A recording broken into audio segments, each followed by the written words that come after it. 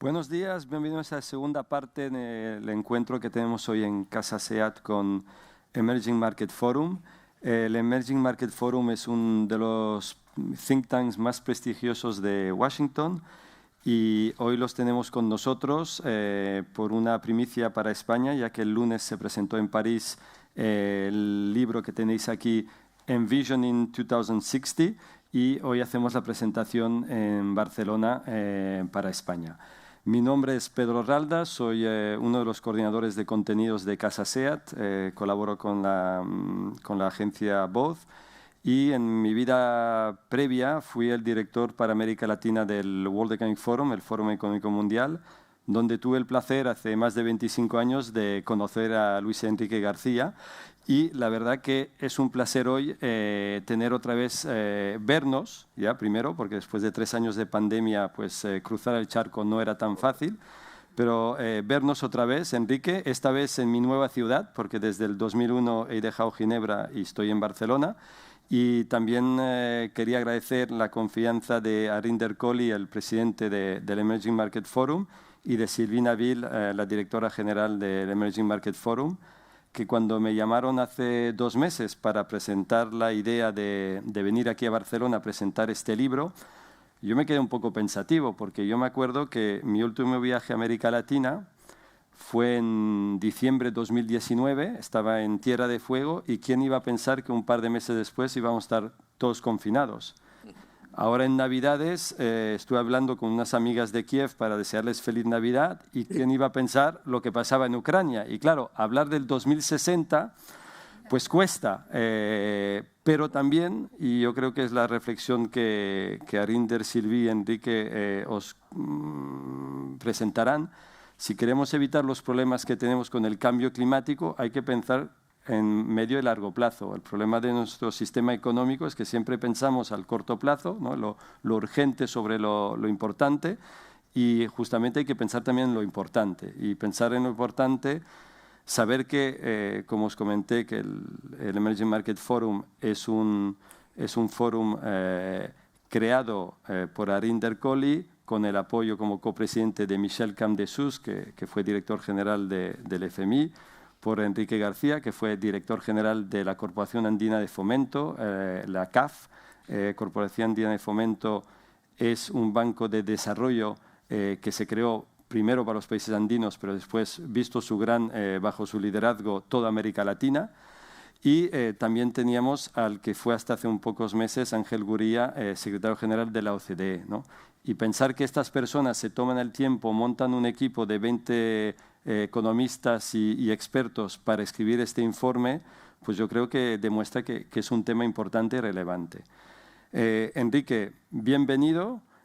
Además de ser presidente y consejero delegado de la Corporación Andina de Fomento, fuiste ministro de Bolivia. Has vuelto ahora a vivir a tu país, me has comentado, pero sigues involucrado a través de Emerging Market Forum y otras actividades con Europa, pero la verdad que hacía tiempo que nos veíamos, así que para mí es un placer. La idea en esta segunda parte es focalizar sobre América Latina.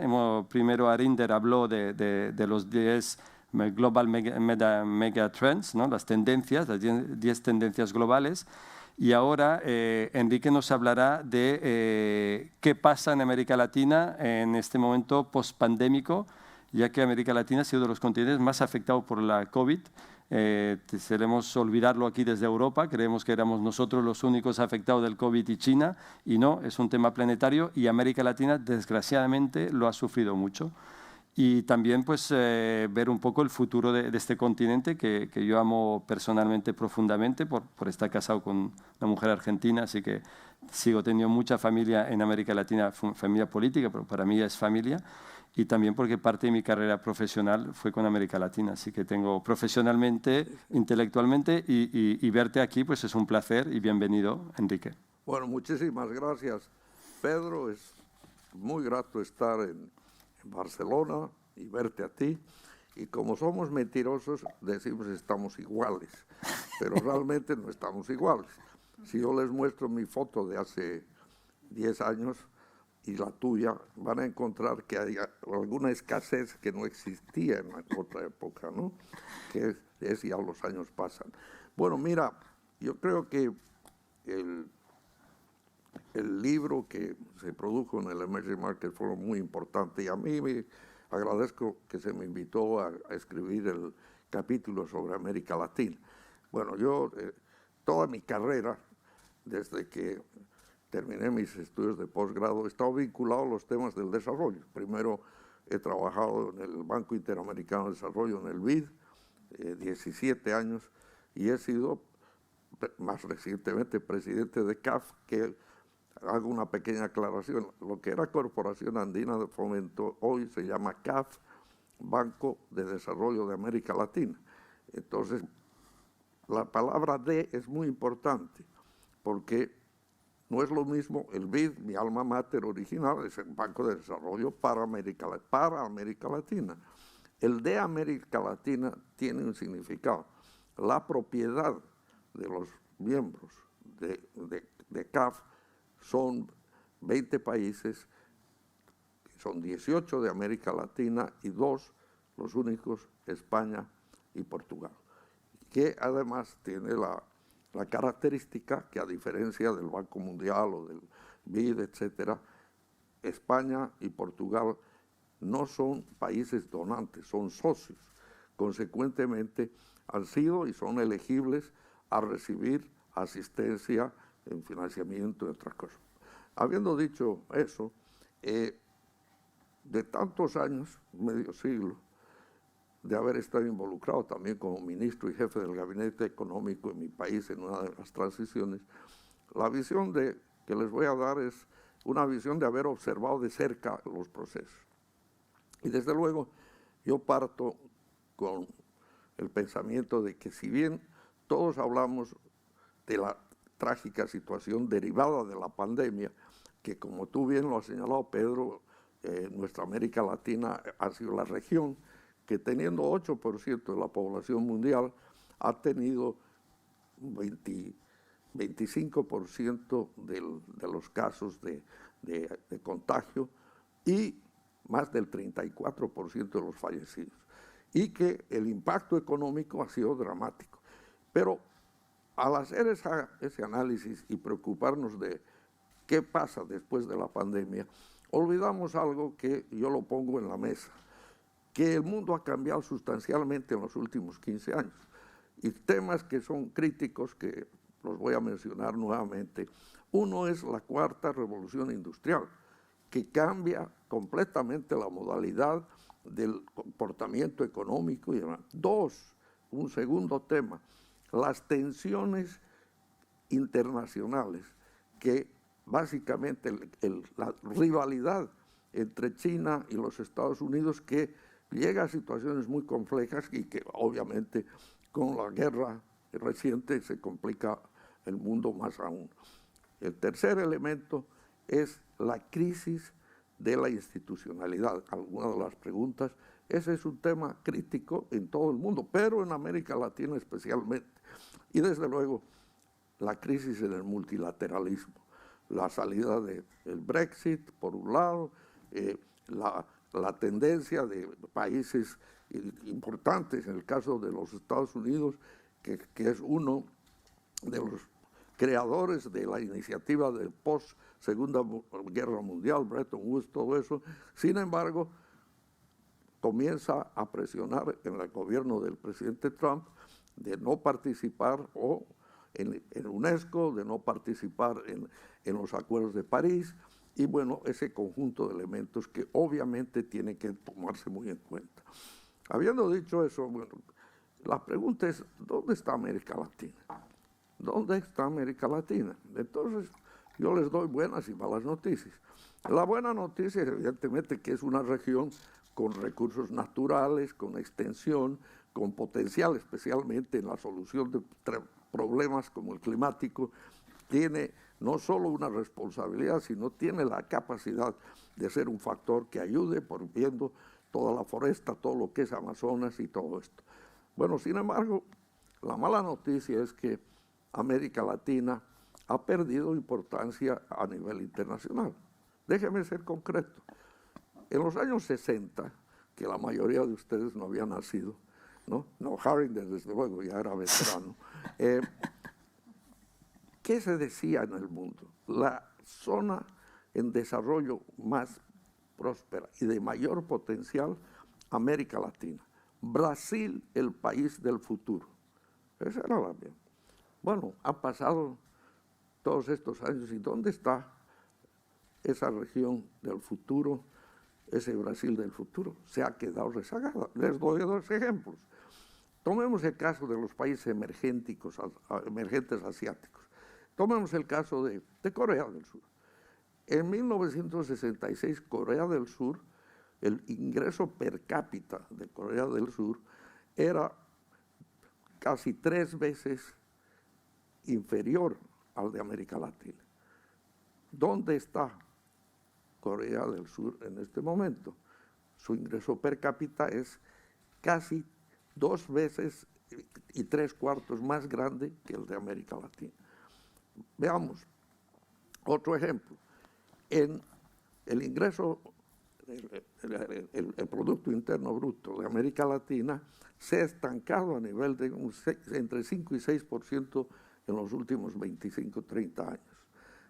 Pero el tema también delicado es que si tomamos su participación en el comercio, que en fines de la década de los 50 representaba más o menos un 13% del comercio, hoy representa entre 5 y 6%.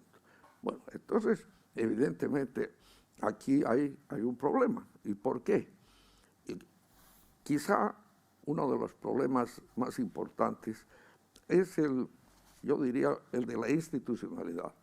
Porque realmente, si no se tiene instituciones serias, con continuidad, es muy difícil ir adelante con visiones de largo plazo, que son fundamentales para realizar los cambios estructurales que son requeridos para lograr el avance en las economías. En ese sentido, yo siempre uso lo que llamo los ismos, que es común en América Latina. El primer ismo se llama el refundacionalismo sistémico crónico recurrente. ¿Cómo se come eso? Es muy sencillo. El nuevo jefe de Estado, el nuevo ministro, el nuevo bartender, en el día que se posesiona, en su discurso inaugural dice: hoy comienza la historia. Y destaca lo que va a hacer, olvidándose de lo bueno que hicieron los anteriores y destacando con el retrovisor todo lo malo que hicieron. Entonces es uno. El otro ismo es el triunfalismo. En los momentos de las vacas gordas, cuando los precios de los commodities y todo eso están arriba y la región crece, hay un triunfalismo. Yo recuerdo, yo he estado en prácticamente en todas las cumbres que se han realizado durante mi gestión como ministro y como presidente de CAF 26 años. Y yo recuerdo que en los años 2000, que hubo una bonanza, pues, después de habernos recuperado de la década perdida de los años 80, y los presidentes sentados en la mesa, era un optimismo, llegaba al extremo. América Latina vuela alto. Habían 2 señores que eran presidentes, no de país, sino de organismos internacionales, y que coincidían en sus nombres. Enrique I y Enrique II, Enrique el Bueno, Enrique el Malo. Uno, Enrique Iglesias, no el cantante, Enrique español, presidente del BID, y yo, presidente. Los únicos 2 que les decíamos: presidentes, esto es temporal, hay que aprovechar este momento para hacer los cambios estructurales. No, esto no era así. Bueno, y después viene el otro-ismo, el pesimismo. Entonces todo está mal, todo está negro. Bueno, entonces lo que hay que evitar, el otro-ismo, es el dogmatismo. Si eres de una posición de derecha, eres un fanático sobre eso. Si eres de izquierda, fanático de eso. Ese mundo ya no existe. Es el mundo de búsqueda de consensos. Y eso falla. Bueno, entonces, bajo esa premisa, ahora, ¿por qué? ¿Cuáles son los temas centrales que rezaga. En el capítulo que escribí está detallado, no voy a resumir todo, pero primero, es una región que es víctima de la trampa de los países de ingreso medio. ¿Qué quiere decir eso? Su modelo central es el modelo llamado de ventajas comparativas tradicionales, que especialmente en el caso suramericano se traduce en depender de la producción y de la exportación de commodities, materias primas, de recursos naturales, en fin, que en los momentos de bonanza, obviamente, significa que volamos alto y en los otros no. O alternativamente de exportaciones con bajo valor agregado tecnológico. Inclusive, por ejemplo, tomemos el caso de México. México, con los acuerdos de libre comercio, con el NAFTA y todo lo que hizo con los Estados Unidos, tiene una relación muy importante. Pero ¿qué es lo que exporta? Básicamente, el modelo de producción ha estado centrado en automóviles y otros, con el uso de mano de obra barata. Un país chico, que es Costa Rica, es un buen ejemplo de haber hecho lo contrario. Hizo todo para atraer inversión extranjera de tecnología, todo a Intel, fue creciendo, y bueno, primero para armar cosas en Costa Rica, luego pasó a que esa parte del negocio se fue a la China, pero ellos se quedaron con la parte de conocimiento y todo eso. Pero esa no es la norma general. Entonces, por el modelo de ventajas comparativas, ese es el primer problema. Concentración de las exportaciones que da la volatilidad. Segundo elemento que es fundamental, la capacidad de ahorro interno y la inversión de América Latina en términos comparativos es baja. El ahorro interno, ¿qué es el ahorro interno? El ahorro que tienen los gobiernos nacionales o regionales, las empresas, sean públicas o privadas, y las familias. Eso en América Latina, en promedio, representa más o menos un 18 al 19% del PIB. Muy bien, ¿cómo se compara eso con los buenos amigos de Asia emergente? Claro, no es que los latinoamericanos vamos a alcanzar eso, 35-40% del PIB. No, obviamente eso no pretendo, pero quiero la diferencia. Segundo, la inversión. Un libro que Harinder y el grupo de Centennial nos ayudó cuando yo era presidente de CAF, mostraba con claridad para llegar al 2040 que el crecimiento que tenía que tener América Latina en promedio tenía que estar por el 5% para arriba. Bueno, entonces, si tú ahorras 18%, 19%, y tienes que invertir 25, 26% del PIB como mínimo, bueno, tienes que tener la capacidad de insertarte en el mundo a través de la atracción de recursos, no solo de los organismos multilaterales, que luego voy a hacer unos comentarios sobre su rol, sino abrirse las puertas a los bilaterales a nivel mundial y el ingreso a los mercados de capital, para lo cual tiene que tener calificaciones de riesgo que les permita hacerlo. Y un factor crítico, la inversión extranjera directa, de calidad. A veces, en mis diálogos con los presidentes, algunos presidentes de tendencia, yo diría no me gusta usar izquierda o derecha, pero digamos izquierda, tenían cierta aversión. Ahora voy a usar un ejemplo en mi propio país, mejor. El presidente Evo Morales nacionalizaron las empresas de hidrocarburos, etcétera, que suena muy bonito, pero miren lo que ha pasado. De ser un país con grandes reservas de gas y exportador de gas a Argentina y Brasil, por falta de inversión, las reservas han caído, que no se puede cumplir efectivamente con los compromisos, inclusive con Brasil y con la Argentina. Yo le decía al presidente, con quien yo tenía muy buena relación, le decía, ¿por qué ustedes son reacios a la inversión extranjera? Bueno, que los recursos, Yo le digo, ¿sabes qué país es el que ha usado más efectivamente la inversión extranjera? No, me dice, la China, pero no estoy hablando de la China de este momento, estoy hablando de la época inmediata post-Mao. Yo he visto allá en la China, armaron el esquema para dar las reglas del juego y la atracción de inversión de calidad con tecnología y capacidad. ¿Y cuáles fueron los principales inversionistas que cambiaron esa China? ¿De dónde viene? Estados Unidos, Europa, Australia. Bueno, entonces dejo esa inquietud. Luego está definitivamente en los temas que son críticos, como la infraestructura. América Latina y la logística invierte en promedio un 3% del PIB en infraestructura. ¿Cuánto invierte? Vuelvo a los países de emergencia asiática, invierten 8%. ¿Cuánto debería invertir en eso? Debería invertir por lo menos 5 a 6%. Pero no lo puede hacer eso solamente con el sector público. Necesita la acción privada, mecanismos innovadores de armar estos esquemas público-privados, atracción.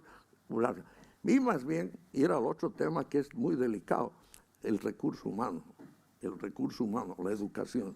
Pero no estamos hablando de la educación tradicional, es la educación para el siglo XXI, que requiere más allá de muchos de nosotros que somos ingenieros, abogados, etcétera, requiere gente con habilidades en todo y una educación continua que va más allá de los centros estudiantiles, ya sea pregrado, secundaria, pregrado, universidad, posgrado. Es educación continua para adaptarse a esta nueva tendencia. Como lo decía con mucha claridad el profesor Jeffrey Sachs, si no se hacen esos cambios, vamos a tener un ejército de desempleados en sectores que hoy día están cubiertos por la mayor parte de la población. Entonces, ese es un gran desafío que tenemos. El otro tema que ha sido claramente señalado es el del calentamiento global. El calentamiento global, y para América Latina este tema no veo que se ha internalizado lo suficiente. Y finalmente está lo que yo decía como crítico en la parte institucional. Bueno, pero esos son el diagnóstico de las cosas que faltan. Pero pensemos en el futuro.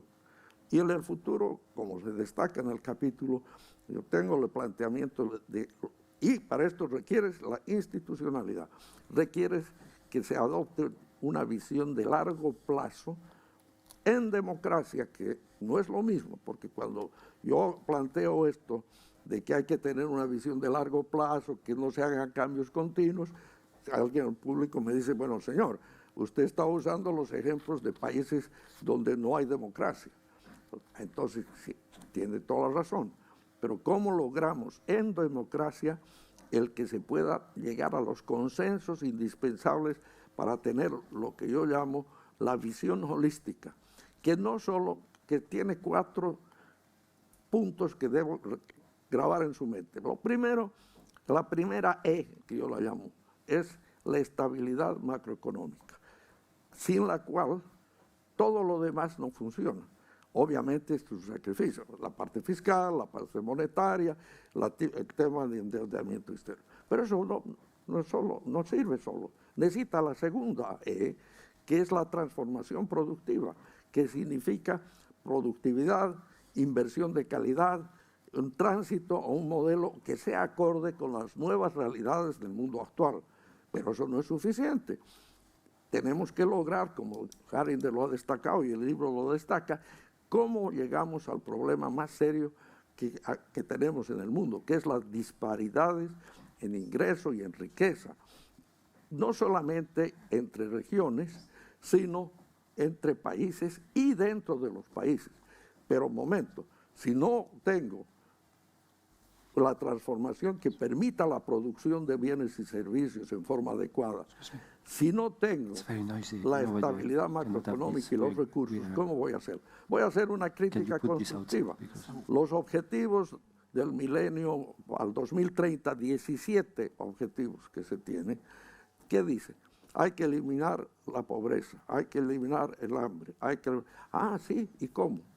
¿Dónde se dice algo de qué es lo que hay que hacer? Bueno, entonces, la visión holística es que debemos hablar de todo. Y la última que es fundamental, son los equilibrios ambientales.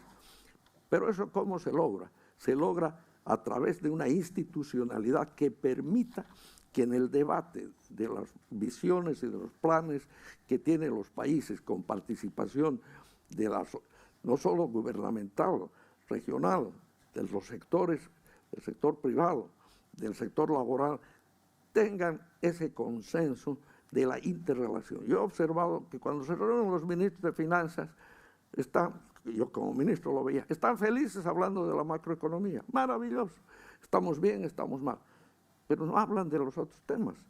Y cuando hablas con la gente que está en el sector social, que es tan importante, educación, salud, en fin, no lo vinculan con los recursos que se pueden tener. Y cuando se reúne la gente que está en el desarrollo ambiental, tampoco. Entonces, el mensaje central es cómo lograr una institucionalidad que permita un diálogo con visión de largo plazo. ¿Estamos preparados en América Latina para eso? En este momento, lamento decirles que no. Porque una de las preguntas de la institucionalidad, francamente, de los años que he estado en el circo, no en el circo, en estas actividades, este es uno de los momentos más delicados de fragmentación en América Latina. Internamente hay polarizaciones muy fuertes y la tecnología ha hecho que instituciones fundamentales en el manejo de un país, de una sociedad, como son los partidos políticos, los parlamentos, los intermediarios tradicionales, hoy día no son tan relevantes. La sociedad civil, usando el instrumentito tan simple que es el iPhone o el Samsung, lo que sea, tú puedes convocar a la gente en horas, 100,000, 200,000 personas. Y evidentemente no hay un ordenamiento, que es lo preocupante. Así que esta parte es la crítica. Hay un cansancio en la sociedad porque ven que en los momentos de bonanza no se han logrado resultados. Y esto está claro porque los índices de pobreza, si bien han bajado, en la época de bonanza todavía en la América Latina son altos. Pero lo más grave es que América Latina, lamento decirlo, tiene el coeficiente Gini que mide la equidad del ingreso, distribución de la riqueza y del ingreso menos favorable a nivel global, incluyendo todas las regiones del mundo. Han habido avances, pero hay países que todavía están sobre 0,50. Entonces, todo este conjunto nos lleva a cómo retomar el sendero del diálogo y la construcción. Y voy a hablar al tema que es fundamental, que es la cooperación regional y la integración regional. América Latina hizo grandes avances a partir de los años 60, sobre la base de Bretton Woods, donde se creó el Fondo, el Banco Mundial y otros organismos.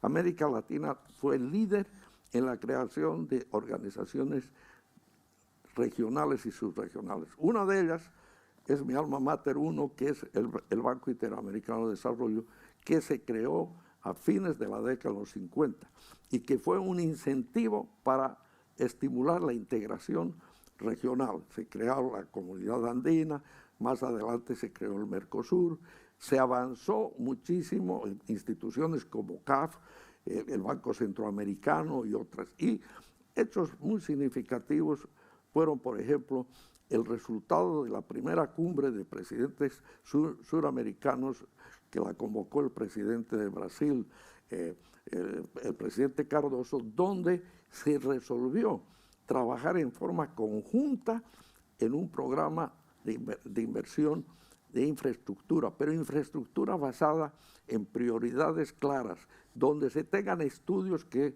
contemplen no solo la parte técnica, sino la parte económica, la parte financiera, la parte social, ese conjunto de elementos y, desde luego, la parte ambiental. Pero muchos de los países no les gusta eso. Algún presidente me decía a mí, ay, ustedes son burócratas del BID, del Banco Mundial, y ustedes también se están volviendo igual, me piden estudios tan profundos. Hay gente que nos da recursos y es verdad. En eso soy crítico de algunas de las cooperaciones bilaterales que recibe la región y que reciben no solo América Latina, África y otros países, y especialmente mucho del importante apoyo de la China y de los varios organismos donde no les piden esos requisitos. Entonces, no toman en cuenta esa visión integral al evaluar los proyectos, que es fundamental. Es un mensaje que yo lo transmito a los organismos no solo multilaterales, que eso lo hacen, a los bilaterales y a los actores también privados. Entonces, ¿cómo reconstruir esta base de confianza? Miren lo que ha pasado con los organismos de integración. ¿Dónde está Mercosur? En crisis.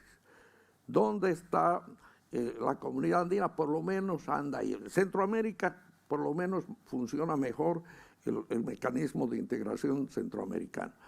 Veamos lo que ha pasado en la parte hemisférica. Ahora hay una cumbre que se está realizando en 2 semanas, después de varios años. Y yo les digo con toda franqueza, la agenda no es una agenda que va a tener gran impacto. Yo recuerdo la última hemisférica que estuve, que fue en Panamá, que el presidente de los Estados Unidos era el presidente Obama, donde estaban invitados todos. Estaba invitado Venezuela, le guste o no le guste, estaba el señor Maduro, estaba Raúl Castro. Inclusive ahí fue el encuentro entre Raúl Castro. Hoy día no se puede hacer más eso. No se puede. Y en América Latina se creó, por ejemplo, la convergencia entre el Mercosur y los andinos muy avanzada. Pero a mediados de la primera década de 2000, por diferencias políticas, Venezuela se salió del uno, entró al Mercosur. Por otro lado, se creó el ALBA, la prima del ALBA, la tía del ALBA. Después liquidaron el UNASUR y Chile, el anterior gobierno, creó, bueno, en papel, PROSUR. Bueno, así no se funciona.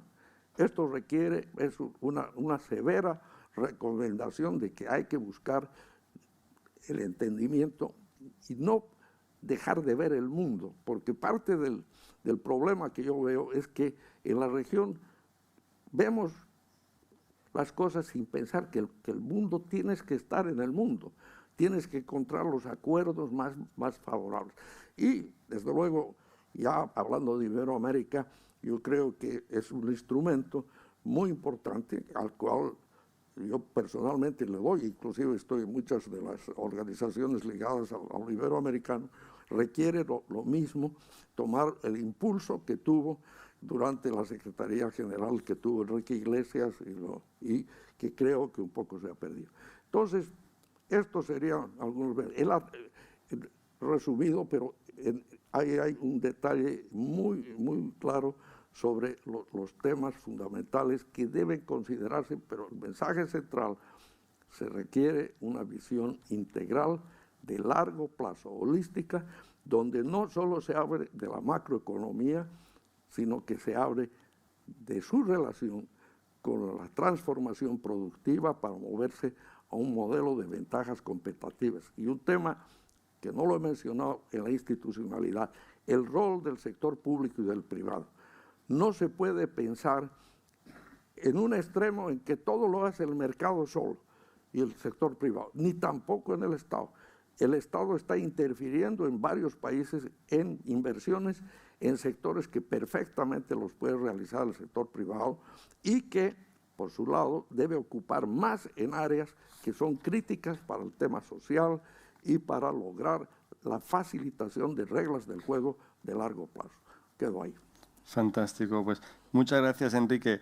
La verdad que escuchándote me acordaba de los años 90, donde tú has mencionado, los 80 era la década perdida, los 90 parecía que volvía la democracia, era también ese momento que se había terminado la Guerra Fría y se pensaba que íbamos a tener un sistema económico igual y que el capitalismo iba a ser la solución.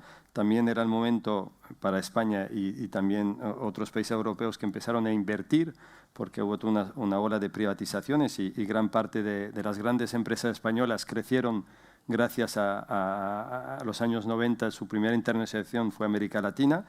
Y habían líderes políticos, mencionó Cardoso y otros presidentes, Sanguinetti, que eran exactamente Lagos, que tenían una visión de futuro y de cooperación internacional. Se ha perdido, lo has comentado. El otro tema que también has mencionado y es el tema de commodities, que América Latina exporta sobre todo materia prima y también precisamente está exportando personas, es decir, la cantidad de gente que se va de América Latina, no solamente pienso en actores o jugadores de fútbol, pienso en inmigrantes debido a la situación económica, el brain drain, ¿no? Gente muy capacitada que se va porque no ve futuro en su país, también es un problema. Y es difícil cuando cruzas el charco volver, o si te vas a Estados Unidos, volver.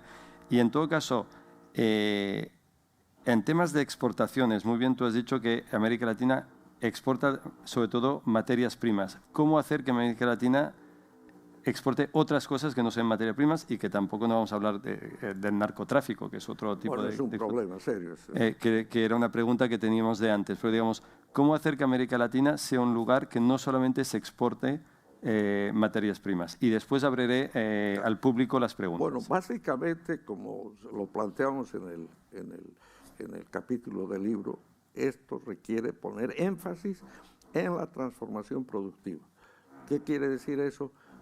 Y tecnología. Por ejemplo, si Dios bendito nos ha dado, como en Sudamérica, los recursos naturales que tenemos, no quiere decir que se van a olvidar de la soya y se van a olvidar de todas las producciones que tiene.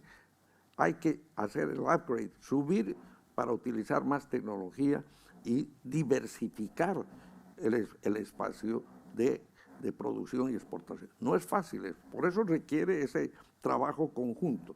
Y desde luego es el atraer tecnología de capacidad, con lo cual se vincula con la inversión extranjera de calidad, no cualquier inversión extranjera. Y evitar, desde luego, que haya la percepción que las reglas del juego van cambiando todo el tiempo. Y un tema que no lo he mencionado, pero que es importante, es el tema de la corrupción. Yo creo que hemos tenido momentos, y lo vemos en varios de los países, varios presidentes que han estado presos, imputed, en fin, corrupción. Y, desde luego, parte del problema es con la inversión pública que no sigue las reglas de licitación internacional, integridad del proyecto, pero transformación productiva es fundamental. Y el segundo elemento es skills, habilidades. Eso que no es meramente la educación, no mejores profesores de primaria, no, es como hay una educación continua que se lleva adelante inclusive a nivel de la empresa. La empresa que continuamente va preparando a la gente para adaptarse a las nuevas tendencias. Eso para mí serían dos temas fundamentales. Y cuando hablo de reglas del juego, eso se aplica también, no le echen la culpa al sector público, también al sector privado, porque para los temas de corrupción, que no es un tema de América Latina, eso pasa en África y en otras regiones, como dice, it takes two to dance, ¿no? To dance tango, sí, toma dos. Si hay sobornos, hay alguien que paga eso, y que generalmente es del sector privado, y alguien que recibe. Entonces, esas reglas. Y desde luego la pregunta que se hizo en el anterior panel, que es fundamental, es el tema de la droga. Evidentemente es un tema, especialmente los productores, en el caso de Perú, Bolivia, en fin, la cadena que existe de tránsito a otras partes, pero lo mismo, hay mucho conflicto con Estados Unidos, pero tampoco Estados Unidos hace la labor para que haya un control mayor de esta situación. Es un tema muy delicado, no es fácil, porque además se mimetizan en las acciones de gobierno y eso hace que el ambiente no sea tan fácil. Pero vuelvo a ser más optimista, en el sentido de decir, hay los recursos, lo importante, alguien preguntó o dijo, no hacen caso, es verdad, a veces cuando se habla con algunos de los gobiernos, no están internalizando las realidades que existen en el mundo actual y consecuentemente no toman las acciones. Pero eso es lo que hay que trabajar, no solamente del lado interno de los países tenemos que actuar, sino de los organismos, los think tanks y la cooperación internacional y esfuerzos como el que hace el caso de Emerging Markets Forum de transmitir esto a través de las universidades, a través de la formación de nuevos recursos, incursionar en la preparación de las nuevas generaciones y el tema de igualdad de género y todos esos temas. Perfecto. Pues nos quedan 10 minutos para preguntas. Hay micro, por favor levantar la mano. Pediría a la persona que se presente, solo por saber cómo se llama, de dónde viene, y dirigir la pregunta a Enrique. Hola, mi nombre es Andrew Funk, de Homeless Entrepreneur. Y la pregunta es, ¿cuál es el papel del ciudadano para asegurar los avances y éxito de los mercados emergentes y cómo se puede conseguir que haya una mejora en la relación entre el macro y el micro y la percepción del mismo? No, perdón, no entendí bien la pregunta. ¿Repito? Sí. ¿O esta pregunta está mal? No. Repítela, pero hay un poco de ruido detrás y por eso no... Sí, por eso no la escuché Vale, bien. ok. Habla un pelín más fuerte y así... Vale, mi nombre es Andrew Funk, de Homeless Entrepreneur. La pregunta es, ¿cuál es el papel del ciudadano para asegurar los avances y éxito de los mercados emergentes y cómo se puede conseguir que haya una mejora en la relación entre el macro y el micro y la percepción de la misma? El papel de... Ciudadano, citizen. No, desde luego, es fundamental porque esta visión holística no funciona. Es decir, para darles un poquito de idea, muchos de los países están preparando sus planes, ¿no? Mi plan a 5 años, 6 años, pero son planes que están más basados en la visión electoralista. O sea, ¿qué es lo que puedo hacer mientras yo soy presidente para no correr el riesgo después de que lo que yo me ideo después se lo va a agarrar el que viene? Entonces, por eso es importante organizar y el ciudadano común, la sociedad civil, tiene que buscarse cómo incorporarlos en el debate en forma seria y responsable. No es fácil, pero evidentemente esa es una falla, pero no es falla simplemente de América Latina, esa falla la veo en Europa y la veo en todo el mundo. O sea, estamos en una nueva era, una era que es muy diferente a la anterior y que tenemos que tomar. Así que su preocupación es muy importante, no es fácil, pero hay que divulgar y impulsar. ¿Más preguntas? Yes. Can you hear me? Yeah, good. Sorry, I'd like to ask in English if you could help me translate, if it's not you. Is it possible? Yes. Thank you.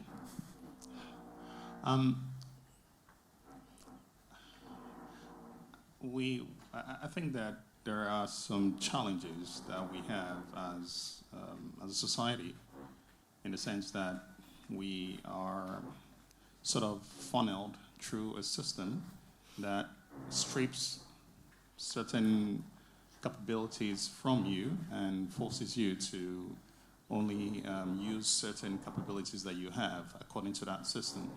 So ultimately, if we constantly try to fix a system that is causing a lot of challenges globally, I don't see any problem in that actually. The challenge with that is that we are constantly trying to attach a plaster to a broken wall, if you can put it like that. Our value system is challenged. We live in a world that is either competition and reward. And without competition and reward, whatever enters there is the rule of engagement. Anything outside of that is zero value.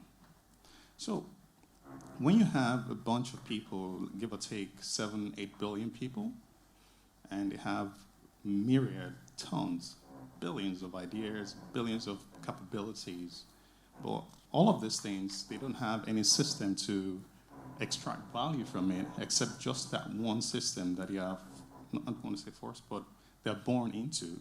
So can we possibly explore new value system that can possibly extract, at least see those other possibilities, capabilities, and then drive value from there in order to alleviate people, give more value to people, give more reward to that system?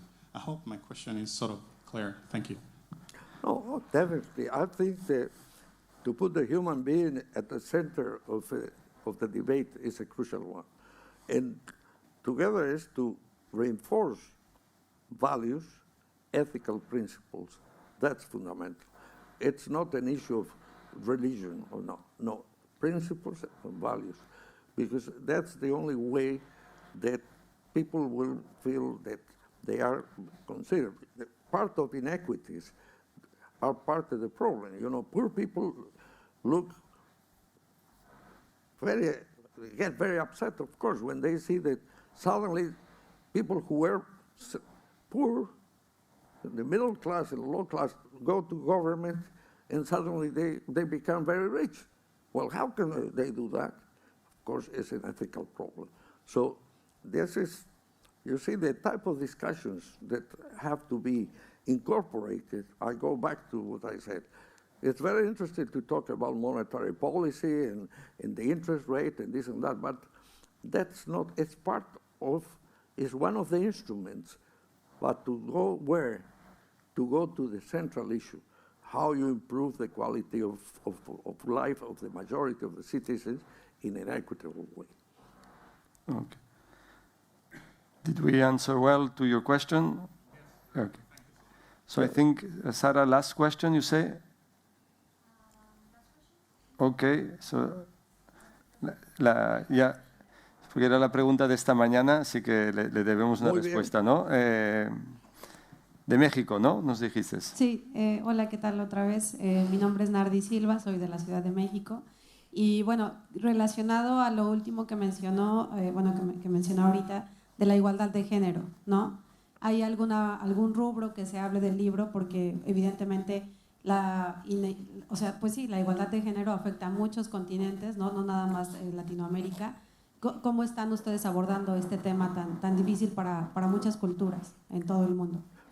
No, mira, yo creo que el tema de género es fundamental, en términos no de bla bla únicamente, es decir, dar oportunidades a mujeres que tengan las capacidades en diversas posiciones. Yo he observado, por ejemplo, que antes, les cito un ejemplo, cuando yo llegué de presidente de CAF en el año 1991, no había ni una sola mujer que esté en un cargo gerencial apropiado. Yo, quizá porque tengo 2 hijas y 5 nietas, entonces yo lo primero que hice es hacer un upgrade. Y si tú revisas ahí, y ahora en lo que yo veo en mi país, en Bolivia, pero eso igual está pasando en todo lado, el sector privado está tratando de incorporar más mujeres en los órganos directivos. Yo estuve en un evento que me impresionó mucho hace 3 semanas. Me invitaron de una fundación en mi país, en Bolivia, que se llama Unidas, que eran 300 mujeres de nivel empresarial, jóvenes, etc. Yo era el único hombre que era speaker ahí. Imagínate, era una respuesta muy grande. Bueno, entonces, ahí me di cuenta y me emocionó porque vi que la preparación, la voluntad que tiene. Y yo veo que, por ejemplo, en el caso de mi organización, de CAF, el actual presidente está haciendo esto una causa muy especial. O sea, hay que trabajar. Es mucho más fácil hoy de lo que era hace 5 años. Hay conciencia, yo veo un avance en ese sentido. Pero al mismo tiempo no debe darse las opciones a mujeres simplemente porque es mujer. Debe haber los requisitos para las personas. Pero muy buena cosa, muy bien. Pues, muchas gracias, Enrique. Estaríamos horas escuchándote, pero desgraciadamente tenemos que dejarlo aquí. comentar que esta sesión ha sido grabada y en menos de una semana estará disponible tanto la sesión de Arinder como la de Enrique en el YouTube de SEAT. En cuanto tengamos los libros que han estado bloqueados en la frontera, en las aduanas, perdón, informaremos a todos los participantes que se han registrado para que los vengan a buscar si están interesados. Y finalmente agradecerles. El martes que viene hablaremos aquí de rutas marítimas y cadenas de supply chain, así que estaremos otra vez con temas de economía. Estáis todos invitados a las 18:30, lo hacemos con el puerto de Barcelona. Y nada, muchas gracias por la participación, muchas gracias Emerging Market y hasta pronto. Muchas gracias.